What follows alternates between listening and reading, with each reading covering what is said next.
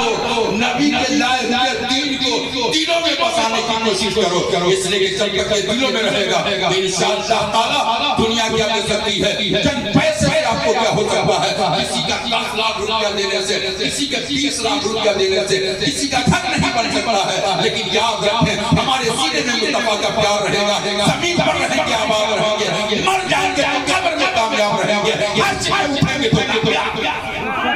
اس لیے ضرورت ہے آج ہمیں دین سمجھنے کی، آج ضرورت ہے اپنے مذہب۔ اس لال چاچا نے کہا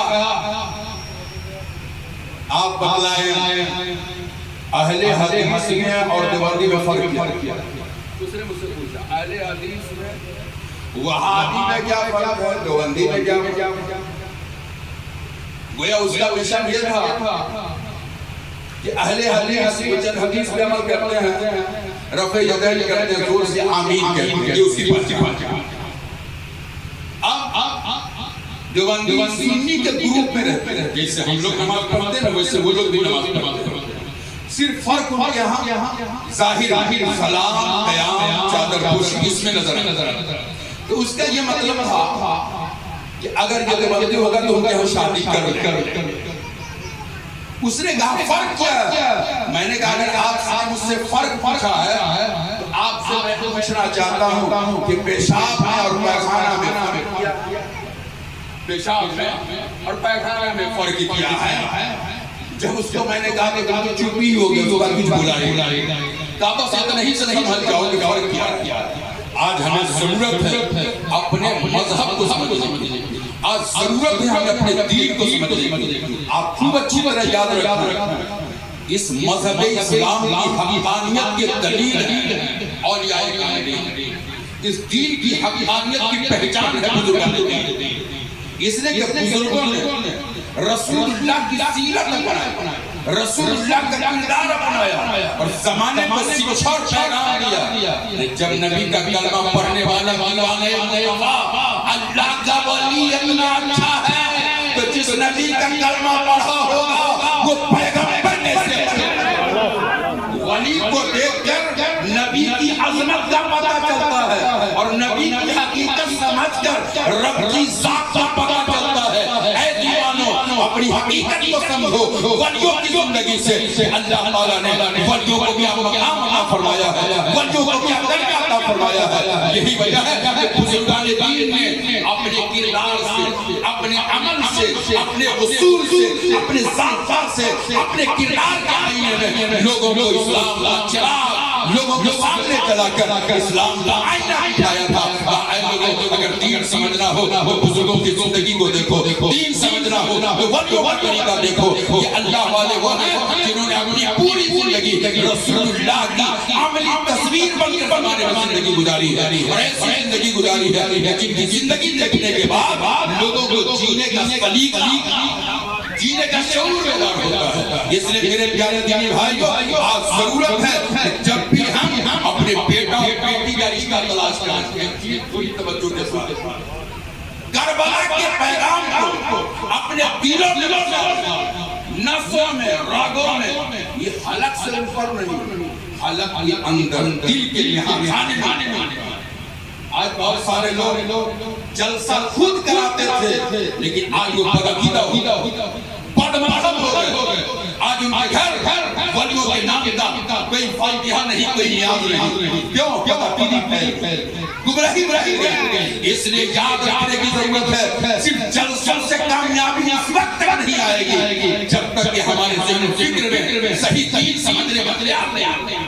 رئیس القلم علامہ ارشد القادری اپنی حیات فرماتے تھے وہ جلسہ جو بے مقصد کے ہو، وہ جلسہ جو بے مقصد ہو، بے معنی ہو، مثل بانج کے جو عورت بانج ہو اس بانج عورت سے کوئی غریب نہیں ہوتا، ایسے ہی وہ جلسہ جو بے مقصد کا ہو، بانج ہوتا ہے، اس سے کوئی فائدہ نہیں۔ ضرورت ہے آج ہم اپنے گھروں، اپنے دروازے اور محلوں میں جلسوں کا انتظام کریں، لیکن جلسے کا مقصد رہے کہ ہم وہ چیز سیکھیں، وہ جانیں جو ہمیں معلوم نہیں ہے، ہماری زندگی میں، ہماری سوسائٹی میں انقلاب آئے تاکہ ہمیں پتہ چلے جو سرکار سپاہی نے کام کیا تھا، جو بریلی کے تاجدار نے کام کیا تھا، جو مفتی اعظم نے کام کیا تھا، جو محدث اعظم نے پیغام دیا تھا، وہ پیغام پہ ہم قائم رہے اور ہم اتنے قائم رہے، اتنے قائم رہے کہ دنیا دیکھ کے کہے کہ یہ اہل سنت والجماعت کا پیروکار ہے. جہاں پہ اگر کوئی پر مارے گا تو وہاں اجازت نہیں ملتی ہے. اس لیے ہمیں آپ کو اپنے مسلک مشرق کو پہچان کر اپنی زندگی گزارنے کی ضرورت ہے. میرے پیارے دینی بھائیو، اخیر پیغام آپ کے ضرور کے حوالے کیا ہوں. یہ بہت مشہور روایت ہے. جب امام حسین 10ویں محرم کربلا میں تشریف فرما کر 10ویں محرم کربلا کی زمین 22,000 کا لشکر جرار یزیدی ایک حسین کی چھوٹی سی جماعت مہتر. یہ بہت مشہور بات ہے نا. اکثر گاؤں دیہات کے محلے میں مسجدوں میں میلاد کی باتیں ہیں. یزیدی 22 حسینی 72. لیکن آپ کردار سمجھے اور اپنا مذہب نکالیں. ایک چیز یہیں پہ تھوڑی توجہ.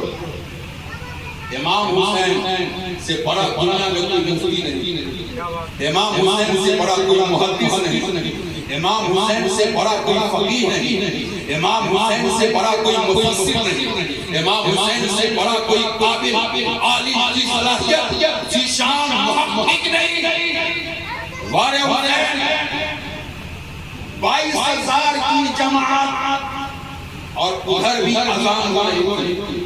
ایسا نہیں کہ 22,000 والے اذان کے قائل نہیں، وہ سب اذان دیتے تھے. 22,000 والے عمر ابن صاحب وہ خود اس کی امامت کرنے والے، لیکن باوجود اس کے 22,000 کی یزیدی خیمے میں 5 وقت اذان ہو رہی ہے، جماعت ہو رہی ہے، نماز ہو رہی ہے. لیکن 22,000 کی جماعت چھوڑ کر 22,000 کی لمبی جماعت سے الگ ہو کر حضرت امام حسین نے 72 کی جماعت میں اذان کی جماعت کی. دنیا کو میسج کیا کربلا کی دھرتی سے، اے لوگو، اے حسن حسین کی محبت کے دعویٰ کرنے والوں، اپنے سینے میں کربلا کا نقشہ آئینے کی طرح رکھو.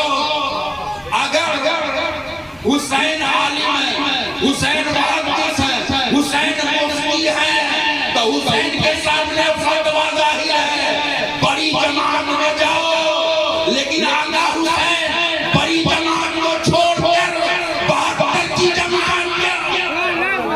72 کی جماعت کیوں؟ تو حسین نے قیامت تک کے حسینیوں کو پیغام دیا.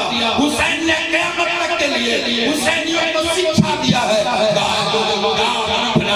حسین تمہیں میسج دینا چاہتے ہیں، حسین تمہیں کردار دینا چاہتے ہیں، حسین تمہیں رنگ دینا چاہتے ہیں، حسین آئینہ پیش کرنا چاہتے ہیں، حسین تمہیں نصاب دینا چاہتے ہیں کہ یہ سوال اگر 1400 سال کے بعد بھی اگر کوئی تجھ سے پوچھ دے تو کربلا کا آئینہ دکھلا دینا، کربلا کا آئینہ پیش کر دینا کہ حسین سے بڑا مفتی نہیں، حسین سے بڑا محدث نہیں، لیکن حسین نے اپنی اذان الگ کی، اپنی جماعت الگ کی، اپنی نماز الگ کی، الگ کر کے دنیا کو بتلا دیا. جو نبی کا نہیں وہ حسین کا نہیں، جو نبی کا نہیں وہ حسن کا نہیں، جو نبی کا نہیں وہ علی کا نہیں، جو نبی کا نہیں وہ علی کا نہیں.